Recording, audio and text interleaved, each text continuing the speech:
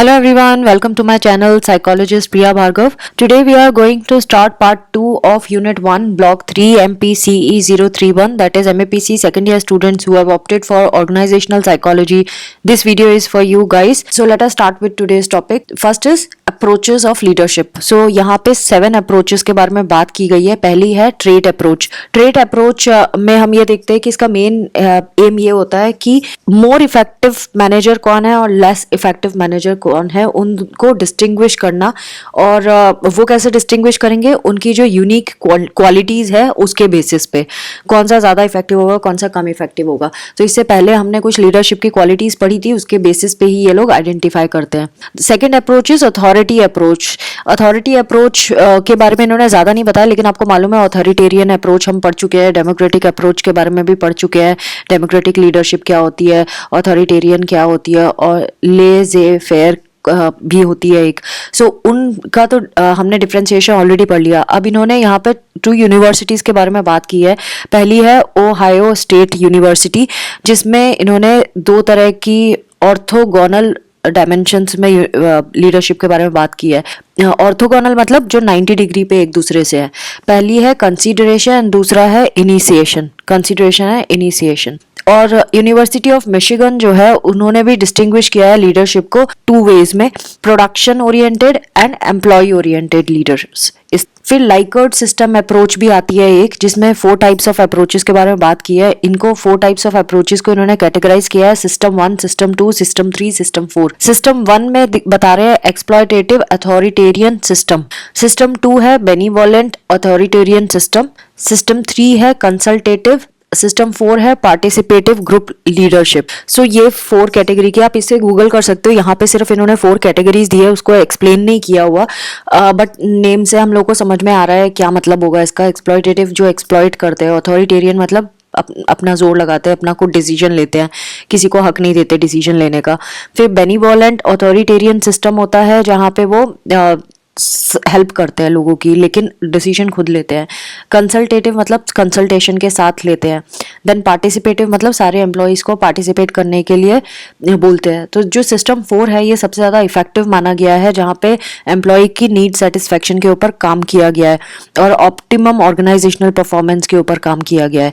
सो इसीलिए participative group leadership is the bestest one. Next is managerial grid approach. Managerial grid approach में एक grid के बारे में बात कर रहे हैं. यहाँ पे 9 पॉइंट्स है, 9 हॉरिजॉन्टल एक्सिस है एंड 9 पॉइंट का वर्टिकल एक्सिस है. मतलब अगर आप देखें तो एक ग्राफ बन रहा है जिसमें एक्स एक्सिस है एंड वाई एक्सिस है. जो हॉरिजॉन्टल एक्सिस है उसमें कंसर्न फॉर प्रोडक्शन है, और जो वर्टिकल है मतलब जो खड़ी वाली लाइन होगी उस एक्सिस में कंसर्न फॉर पीपल है. सो अगर उसमें क्योंकि 9 डॉट्स लगाएंगे, जैसे आप अगर नंबर लाइन ड्रॉ करते थे तब आपने देखा होगा 1 2 3 4 हम नंबर लाइन में करते थे, और जब आप ग्राफ बनाते थे तो 4 बॉक्स होते थे जिसमें क्वाड्रेंट 1, क्वाड्रेंट 2, क्वाड्रेंट 3, क्वाड्रेंट 4 होता था. अब हम अगर क्वाड्रेंट 1 को ही बड़ा करके देखें और समझे तो उसमें हॉरिजॉन्टल एंड वर्टिकल एक्सिस होती है, X axis and Y axis जिसे कहते हैं. तो एक्स एक्सिस हॉरिजॉन्टल होती है और वाई एक्सिस वर्टिकल होती है.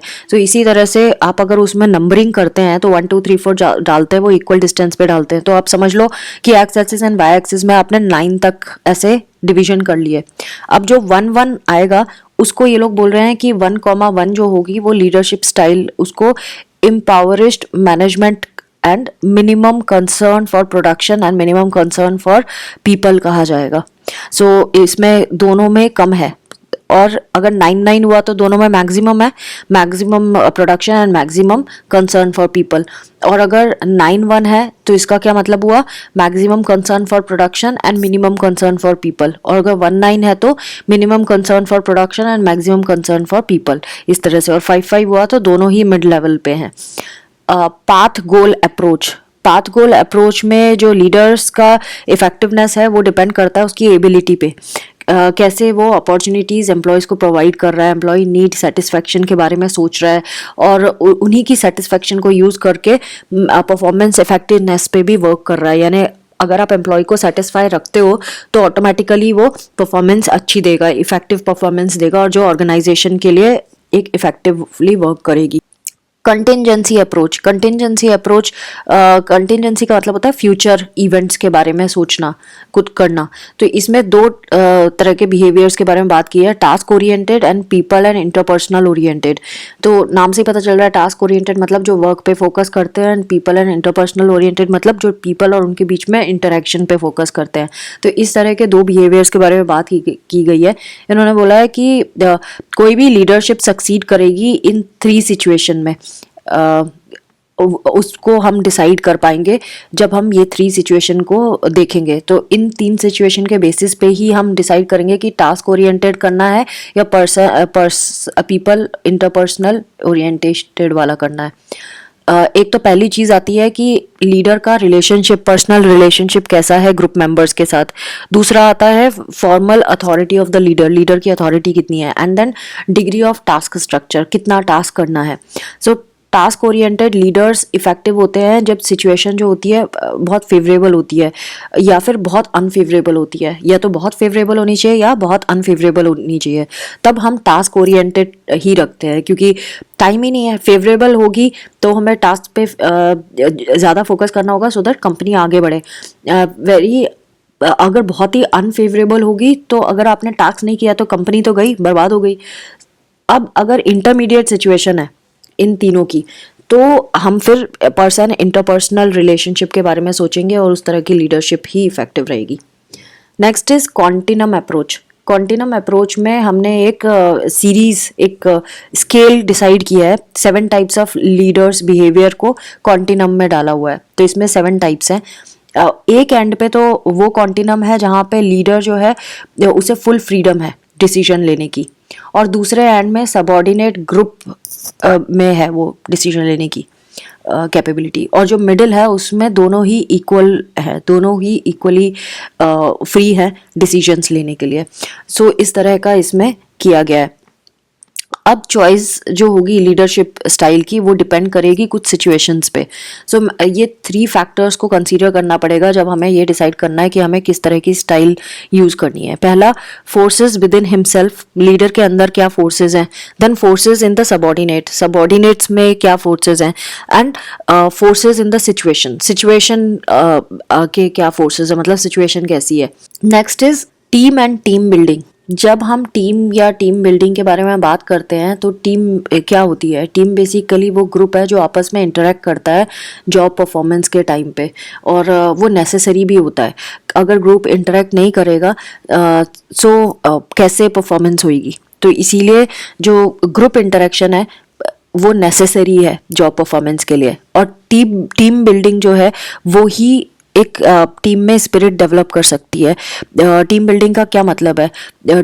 टीम बिल्डिंग का मतलब होता है कि जब हम टीम मेंबर्स में एक ऐसी एनर्जी क्रिएट कर रहे हैं कि वो कोऑर्डिनेट कर रहे हैं, कोऑपरेट कर रहे हैं, कमिटेड हैं और एक साथ मिलके गोल को अचीव करना चाहते हैं, वो हम टीम बिल्डिंग कहते हैं उसको। सो परफॉर्मेंस जो है चाहे किसी इंडिविजुअल के एफर्ट की हो या कलेक्टिव वर्क की हो, वो उसमें दोनों चीज़ें इन्वॉल्व होती हैं परफॉर्मेंस में। एक अकेला पर्सन कितना इन्वॉल्व है किसी काम को करने में और पूरा ग्रुप कितना इन्वॉल्व है। सो जब भी जो वर्क का प्रोडक्ट्स आएंगे वो उन दोनों के कोऑर्डिनेशन और जॉइंटली उन्होंने क्या चीज़ें अटेम्प्ट किया उस पर बेस्ड होता है। नाउ यहाँ पे इन्होंने कुछ पॉइंट्स बताए हैं, जैसे कि indication of shared leadership roles, indication of positive actions. ये पूरी लिस्ट बताई गई है कि जो टीम अगर साथ में काम कर रही है तो उसमें क्या क्या क्वालिटीज़ आपको दिखाई देंगी। ट्रस्ट होगा ग्रुप मेंबर्स के बीच में, वो डिसाइड करेंगे मिलजुल के एक साथ। ऐसा नहीं है कि एक ही बंदा डिसाइड कर रहा है। डिसएग्रीमेंट होंगे तो उसको अच्छे से रिजॉल्व करेंगे और जो सब मिलके जो डिसाइड करेंगे उसी को मानेंगे। फिर ओपन एंडेड एक्टिविटी होगी इनकी, प्रॉब्लम सॉल्विंग के लिए मीटिंग करेंगे, ये म्यूचुअली अकाउंटेबल होंगे, इंडिविजुअली भी अकाउंटेबिलिटी लेंगे अगर कुछ हुआ ऐसा। फिर अपने अपने रोल्स को अच्छे से जानते होंगे कि उनका क्या काम है और टीम कैसे तरह तरह की चीज़ों पे काम करेगी वो भी उनको मालूम होगा। फीडबैक पे कैसे वर्क करेंगे, ये सारी चीज़ें। तो ये पूरे 11 पॉइंट्स दिए हुए हैं, इसको अच्छे से पढ़ लेना। मैंने सिंपली ओवरऑल एक व्यू बताया है कि इस लिस्ट में क्या बताया है कि टीम कैसी होनी चाहिए, ये बताया हुआ है। फिर इन्होंने टीम के बारे में थोड़ा सा और बताया है कि जो टीम होती है, टीम ओरिएंटेड एनवायरनमेंट जो होता है उसमें क्या देखते हैं। जो इंडिविजुअल्स होते हैं वो कंट्रीब्यूट तो करते हैं ओवरऑल सक्सेस के लिए ऑर्गेनाइजेशन के, बट हर एक एम्प्लॉय जो एक टीम में वर्क कर रहा है वो भी रेस्पॉन्सिबिलिटी लेता है कि ऑर्गेनाइजेशन के रिजल्ट में वो अपना दे आउटपुट दे। इवन कोई इंडिविजुअल एम्प्लॉय चाहे खुद के लिए स्पेसिफिक जॉब क्यों ना कर रहा हो, लेकिन उसकी एक बिलोंगिंगनेस तो होती है ना एक डिपार्टमेंट के लिए, अपने ऑर्गेनाइजेशन के लिए। और कोई भी एम्प्लॉय जो किसी टीम का मेंबर है वो एक डिपार्टमेंट का भी मेंबर होता है, एक डिपार्टमेंट से बिलोंग करता है, लेकिन जब वो एक टीम का मेंबर बनता है तो टीम के लिए भी वो वर्क करता है एंड मेन उसका काम होता है ऑर्गेनाइजेशन के ऑब्जेक्टिव को अचीव करना। Next is 12 Cs for the team building. कौन कौन से 12 सीज है जो टीम बिल्डिंग के लिए ज़रूरी हैं? एक सक्सेसफुल टीम बिल्डिंग के लिए कुछ पॉइंट्स यहाँ पे दिए हुए हैं इन्होंने, जिसको हमें फॉलो करना चाहिए अगर हम अच्छी टीम बनाना चाहते हैं। पहला है क्लियर एक्सपेक्टेशंस। जो एग्जीक्यूटिव लीडरशिप को ज़रूरी है कि वो टीम मेंबर्स को बताए कि हमारी क्या एक्सपेक्टेशन है, हम क्या आउटकम चाहते हैं, किस तरह की परफॉर्मेंस चाहते हैं टीम से। फिर टीम मेंबर्स भी क्या उस चीज़ को समझे कि नहीं, ये भी हमें पता होना चाहिए। फिर टीम को क्या पूरे रिसोर्सेज प्रोवाइड किए जा रहे हैं, जैसे लोग, टाइम और मनी मिल रहा है कि नहीं मिल रहा है। और फिर टीम क्या प्रॉपर डिस्कशन कर पा रही है, अगर उसको किसी चीज़ के बारे में ज़रूरत है सुपरवाइजर्स की अटेंशन की या उनकी रिक्वायरमेंट की, तो क्या जो एग्जीक्यूटिव लीडर्स है वो उस चीज़ में इंटरेस्ट ले रहे हैं, डायरेक्ट कर रहे हैं उनको कि किस तरह से काम करना है, उनको टाइम दिया जा रहा है, अटेंशन दी जा रही है। ये तो हो गया क्लियर एक्सपेक्टेशंस जो एक टीम बिल्डिंग में होना चाहिए। दूसरा कॉन्टेक्स्ट, उनका क्या टीम मेंबर्स को पता है कि वो क्यों टीम में पार्टिसिपेट कर रहे हैं, और क्या स्ट्रेटेजी रहेगी ऑर्गेनाइजेशन के गोल को अचीव करने की, और क्या टीम को ये भी समझ में आ रहा है कि कहाँ पे उनका वो उस पूरे ऑर्गेनाइजेशन के गोल को अचीव करने में उनका क्या, किस कॉन्टेक्स्ट में वो फिट हो रहे हैं, उनका क्या रोल होगा ऑर्गेनाइजेशन के विजन के लिए। Next is commitment. क्या टीम मेंबर्स पार्टिसिपेट करना चाहते हो एज अ टीम? क्या वो मिशन में अपने आप को समझते हैं कि वो उसका पार्ट है? फिर मेंबर्स कितने कमिटेड है टीम के गोल को एकम्प्लिश करने के लिए, उसके मिशन को एकम्प्लिश करने के लिए, आउटकम के लिए? क्या टीम मेंबर्स इस सर्विस को ऐसा मानते हैं कि वो वैल्यूएबल कंट्रीब्यूशन कर रहे हैं और ये जो उनका कंट्रीब्यूशन है ये उनके करियर के लिए भी अच्छा है? तो क्या वो कमिटमेंट शो कर रहे हैं अपने वर्क के लिए या नहीं कर रहे हैं? और उनकी कौन सी स्किल्स हैं जो ग्रो कर जाएंगी, डेवलप कर जाएंगी जब वो as a team member work करेंगे? क्या वो एक्साइटेड हैं? क्या वो चैलेंजेस लेने के लिए तैयार है?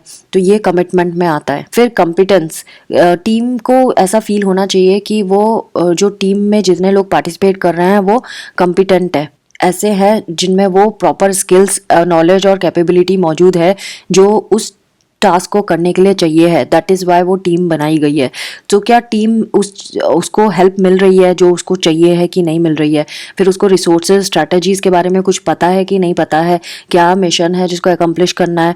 वो सारी चीज़ें इसमें आएंगी। तो टेक्निकली कॉम्पिटेंस में हम ये देख रहे हैं कि जो टीम मेंबर्स है वो कितने कॉम्पिटेंट है। देन चार्टर, क्या उनको जो रिस्पॉन्सिबिलिटी असाइन की गई है उसको अच्छे से डिज़ाइन किया गया है?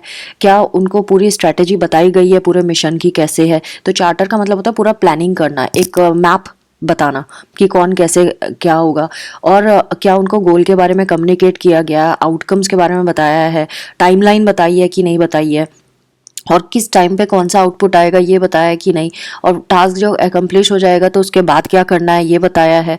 लीडरशिप जो है, लीडरशिप टीम जो है या दूसरे कोऑर्डिनेटिंग ग्रुप है वो सपोर्ट कर रहे हैं इनको इनकी डिज़ाइन में या नहीं कर रहे हैं। देन कंट्रोल, कितना उनका खुद का फ्रीडम दिया गया है उनको कि भाई अपनी टीम में जब तुम टास्क मिला है तो क्या तुम कितने डिसीजंस ले सकते हो, तुम एम्पावर्ड हो कि नहीं हो।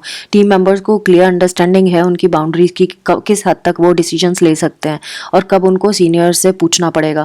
एंड देन उनका सोल्यूशन तक पहुंचने का क्या पूरा तरीका रहेगा, उनकी लिमिटेशन क्या है, मॉनिटरी और टाइम के रिसोर्सेज की, ये भी उनको पता होना चाहिए, तभी वो कंट्रोल वे में काम कर पाएंगे, है ना। तो उनके कंट्रोल में सारी चीज़ें ये आ रही हैं। क्या बैरियर्स हैं, किस पे दोबारा वर्क करना पड़ा तो उन्हें कितना कहाँ से सपोर्ट मिलेगा। फिर जो टीम है वो किसको रिपोर्ट करेगी इस रिलेशनशिप में, कौन अकाउंटेबल होगा अगर कुछ होता है, टीम की अथॉरिटी किसके हाथ में है, रिकमेंडेशंस लेने की उनको है इजाज़त या नहीं है। कंट्रोल में ये भी आ रहा है कि वो प्लान को ठीक से इम्प्लीमेंट कर पाएंगे कि नहीं कर पाएंगे, यानी अथॉरिटी उनको है प्लान को इम्प्लीमेंट करने की या नहीं है। फिर जो रिव्यू होगा पूरे प्रोसेस का जो पूरी टीम ने मिलके किया था वो कौन करेगा, और ऑर्गेनाइजेशन क्या उसके बारे में बताएगी कि अब क्या करना है आगे। जब रिव्यू के बाद कुछ आउटकम आता है तो किस तरह का आउटकम आता है, प्रोजेक्ट की टाइमलाइंस, कमिटमेंट, रिजल्ट्स, ये सारी चीज़ें उसके लिए कौन अकाउंटेबल है। देन कोलैबोरेशन, तो टीम को ये समझना होगा कि टीम के जितने भी मेंबर्स हैं उनको मिलजुल के काम करना पड़ेगा। मेंबर्स को हर एक स्टेज के बारे में प्रॉपर इन्फॉर्मेशन होना ज़रूरी है, और जो टीम मेंबर्स हैं वो एक साथ इफेक्टिवली वर्क करेंगे तभी जब उनके बीच में इंटरपर्सनल रिलेशनशिप अच्छी है। तो रोल्स एंड रिस्पॉन्सिबिलिटीज़ क्लियर हैं एक दूसरे के बारे में, कौन टीम का लीडर होगा, कौन टीम का रिकॉर्डर होगा, किस तरह से टीम अपने प्रॉब्लम को सॉल्व करेगी, प्रोसेस को कैसे इम्प्रूव किया जाएगा, गोल सेटिंग, और कैसे ये लोग मेजर करेंगे कि हम कहाँ तक पहुँचे पूरे प्रोसेस में। ये सारी चीज़ें कोलैबोरेशन में आता है। एंड टीम मेंबर्स अगेन इसमें भी कोऑपरेट करेंगे कि कैसे टीम का जो भी पूरा प्लान था, चार्टर जिसे कहते हैं टीम चार्टर, उसको अकम्प्लिश हमने किया है कि नहीं किया है। फिर वो नॉर्म्स एंड रूल्स को कंडक्ट कर रहे हैं कि नहीं कर रहे हैं जो भी उन्होंने सेट किए थे पूरा टास्क के गोल तक पहुंचने के लिए। फिर कॉन्फ्लिक्ट रिजोल्यूशन ये लोग कैसे कर रहे हैं, डिसीजन मेकिंग कॉन्सेंसस से हो रही है कि नहीं हो रही है, मैनेजमेंट जो है वो इनसे मीटिंग कर रहा है कि नहीं कर रहा है, ये सारी कोलैबोरेशन में आती है। यानी टॉप मैनेजमेंट से लेके टीम के अंदर तक का ये पूरा कोलैबोरेशन है जो किस तरह से अकम्प्लिश किया जा रहा है। देन कम्युनिकेशन, तो टीम मेंबर्स को पता है टास्क के बारे में, उनको पता है कि कौन सा टास्क सबसे पहले उनको कम्युनिकेट किया गया है कि कौन सा टास्क सबसे पहले करना है। टास्क के अंदर भी सब टास्क होते हैं तो कौन सा पहले करना है और कौन से मेथड को यूज़ करना है टास्क को कंप्लीट करने में। अब उन्होंने जो भी परफॉर्म किया उसकी ऑनेस्ट फीडबैक कौन देगा, और ऑर्गेनाइजेशन है क्या वो उनको इम्पॉर्टेंट इन्फॉर्मेशन रेगुलरली प्रोवाइड कर रहा है कि अब उनके टास्क की वजह से बिजनेस कहाँ पहुँच गया, क्या उनको कंप्लीट कॉन्टेक्स्ट में सब कुछ बताया जा रहा है। फिर टीम मेंबर्स को सारा कुछ क्लियरली एंड ऑनेस्टली पता है सारे मेंबर्स को कि नहीं पता है। देन उनके ओपिनियन को इम्पोर्टेंस दी जा रही है या नहीं दी जा रही है, उनके कॉन्फ्लिक्ट्स को रेज किया जा रहा है, एड्रेस किया जा रहा है कि नहीं, ये सारी चीज़ें इसमें कम्युनिकेशन में आ जाती हैं। देन क्रिएटिव इनोवेशन, क्योंकि ये 12 हैं तो ये हम सबको डिटेल में करेंगे। क्रिएटिव इनोवेशन मतलब ऑर्गेनाइजेशन वाकई चाहता है कि कुछ बड़ा चेंज आए ऑर्गेनाइजेशन में जो उसको और प्रोडक्टिव और इफेक्टिव बना दे।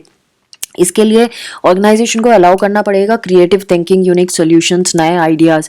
सो क्या वो उनको रिवार्ड करती है जो अलग से एक अलग तरीके से वर्क करता है, रिस्पॉन्सिबिलिटी लेता है या इम्प्रूवमेंट सजेस्ट करता है, और क्या रिवार्ड दिया जाता है जो अच्छा परफॉर्म करता है, और क्या उनको और बढ़िया करने के लिए ट्रेनिंग दे रहा है ऑर्गेनाइजेशन की नहीं दे रहा है, उनको एजुकेट कर रहा है, बुक्स, फिल्म्स या कुछ ऐसे फील्ड्स में भेजा जा रहा है जहाँ पे वो और अच्छा परफॉर्म कर सके।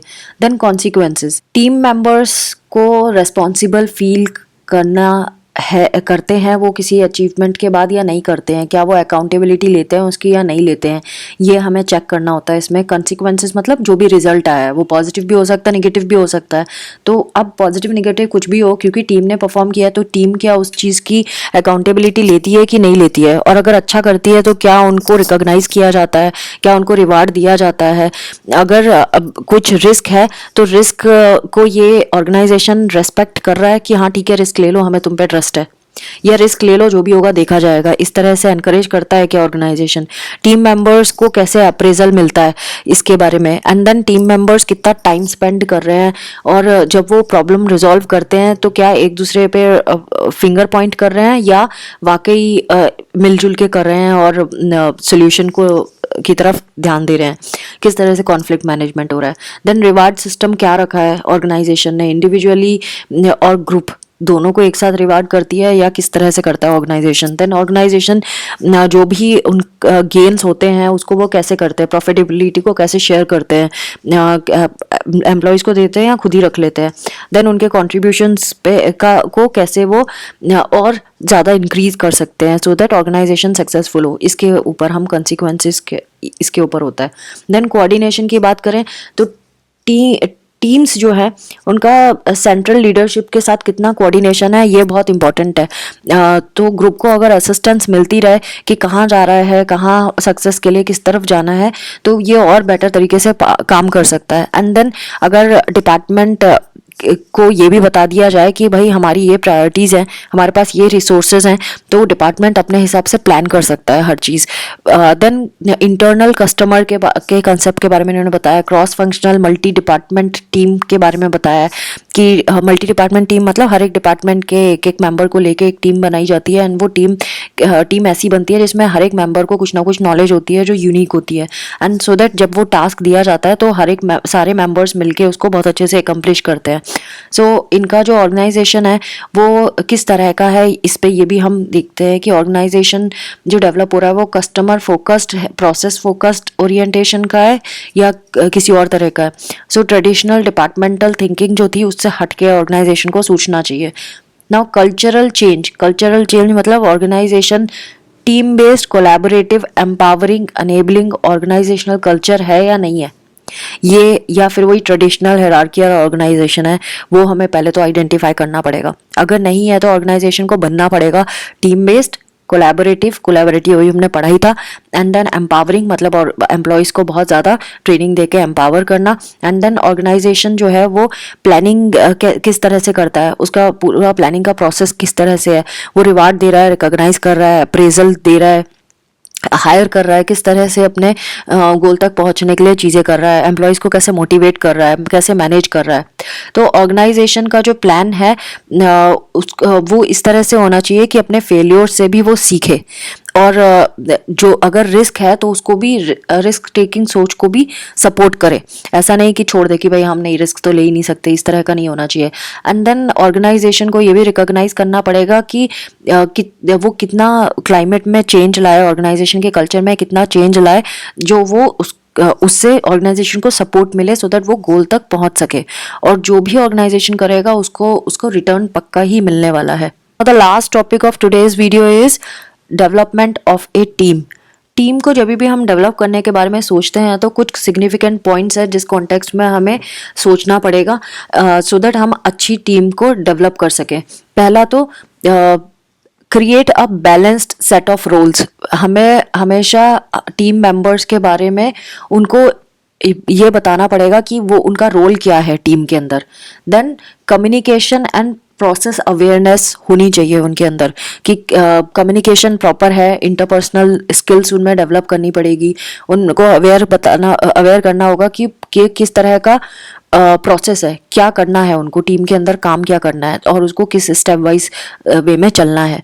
और ये कम्युनिकेट कौन करेगा, मैनेजमेंट करेगा, टॉप मैनेजमेंट करेगा। देन अंडरस्टैंड टीम प्रेफरेंसेस, उनको ये भी समझना होगा कि टीम से वो क्या एक्सपेक्टेशंस है, टीम से क्या लीडरशिप क्या चाहती है। देन स्टैब्लिशिंग रिव्यू मैकेनिज्म, एक रिव्यू देना पड़ेगा टॉप मैनेजमेंट को कि भाई तुमने यहाँ तक अच्छा काम किया है। रिव्यू में सब कुछ आता है, फीडबैक आ रहा है। देन रिव्यू के बाद ये भी बताएंगे कि अब प्लान ऑफ एक्शन चेंज करना होगा, कितने रिसोर्सेज है, क्या टाइम है, वो सारी चीज़ें, और कहाँ गलतियाँ कर दी, यहाँ पे अच्छा काम किया, वो सारी चीज़ें। Then skills facilitation, develop facilitation skills for effective meetings. तो जो मीटिंग्स होंगी इनकी टॉप मैनेजमेंट के साथ या आपस में भी, उसमें स्किल को और ज़्यादा बेटर बनाने की बात होनी चाहिए सो दैट वो आपस में अपनी स्किल्स के हेल्प से और बढ़िया परफॉर्म करें। देन इश्यूज एंड प्रॉब्लम्स को कन्फ्रंट करना, ये भी टीम डेवलपमेंट में ही आता है कि वो प्रॉब्लम्स को किस तरह से हैंडल करते हैं, स्ट्रेस को कैसे मैनेज करते हैं, टीम अपने गोल को डिफाइन करे कि अब क्या गोल है, नेक्स्ट कैसे एक्ट करेंगे। देन डिसीजंस कैसे लेंगे, कॉन्सेंसस के बेसिस पे लेंगे। सो वो टीम डेवलपमेंट के अंदर आता है कि उनको कॉन्सेंसस के साथ कैसे डिसीजन लेना है। Then shared leadership and create equality of contribution, इनको लीडरशिप को शेयर करना होगा। मतलब ऐसा नहीं कि एक लीडर बन गया बाकी उसके सबऑर्डिनेट है, सबको कोई ना कोई कुछ ना कुछ आता है, तो सबको यूनिक समझ के सबके पॉइंट ऑफ व्यूज लेने पड़ेंगे। और देन एक इक्वालिटी क्रिएट करनी पड़ेगी कि सबको बराबर समझना है, ऊपर नीचे कोई नहीं है ऐसा। नेक्स्ट यहाँ पे दो और स्पेशलिस्ट के बारे में बताया जिन्होंने टीम बिल्डिंग एफर्ट्स के बारे में बात की है। रिचर्ड बखर्ड ने टीम बिल्डिंग एफर्ट्स के बारे में बताया है। इसमें से कुछ एक या उससे ज़्यादा गोल्स टीम बिल्डिंग में हम रख सकते हैं, जैसे set team goals and priorities. हम टीम गोल सेट कर सकते हैं एंड प्रायोरिटीज़ भी सेट कर सकते हैं गोल्स की। Then analyse the work performed. अब हम जो भी उन्होंने टीम ने वर्क किया है उसको हमें एनालाइज करना होगा कि उन्होंने किस तरह का काम किया है। Then examine the way the group is working. हमें ये भी देखना पड़ेगा कि किस तरह के नॉर्म्स है ग्रुप के अंदर, उनके डिसीजन मेकिंग किस तरह से होती है, कम्युनिकेशन किस तरह से होता है ग्रुप में, एंड देन रिलेशनशिप कैसी है उस ग्रुप के अंदर लोगों के बीच में जब वो वर्क कर रहे हैं एक साथ। Next is Morehead and Griffin. इन्होंने भी टीम बिल्डिंग के बारे में बोला था कि ये टीम बिल्डिंग वैसे ही है जैसे कि आप एक प्रोसेस में करते हैं। पहले आइडेंटिफिकेशन करते हैं प्रॉब्लम की, फिर डाटा गैदर करते हैं, फिर उसको डायग्नोस करते हैं प्रॉब्लम को, देन प्लानिंग करते हैं, फिर इम्प्लीमेंटिंग करते हैं एंड देन इवेल्युएशन करते हैं। तो कोई भी जो परमानेंट टीम होती है ना, उसमें आप देखोगे कि वो जो मेंबर्स से बनी होती है वो डिफरेंट डिफरेंट डिपार्टमेंट से आते हैं, डिफरेंट यूनिट से आते हैं, और वो रेगुलरली मिलते हैं सो दैट जो उनका पर्पस है वो रिजॉल्व हो जाए। जो प्रॉब्लम है वो कॉमन इंटरेस्ट की तरह लेते हैं कि प्रॉब्लम सबकी है, एक की नहीं है, सबकी है, क्योंकि वो टीम में वर्क कर रहे हैं। टास्क फोर्स बनाई जाती है। टास्क फोर्स भी इसी तरह की होती है, हम परमानेंट टीम को टास्क फोर्स भी कह सकते हैं। और ये बहुत सालों तक बनी रहती है परमानेंट टीम, क्योंकि उनकी प्रॉपर्टीज़ इतनी अच्छी होती है, वो आपस में इतने ज़्यादा कोऑर्डिनेटेड होते हैं कि उनको लगता ही नहीं है कि भाई ये टीम ब्रेक करनी चाहिए। तो friends, this was all about unit 1 of block 3 MPCE 031। ये जस्ट फ्रेमवर्क था। सेल्फ रीडिंग इज मस्ट, तो प्लीज़ एक बार सेल्फ रीडिंग ज़रूर करना। And do subscribe, like and share my videos, and don't forget to press the notification bell. Thanks for watching. Take care of yourself. Bye bye.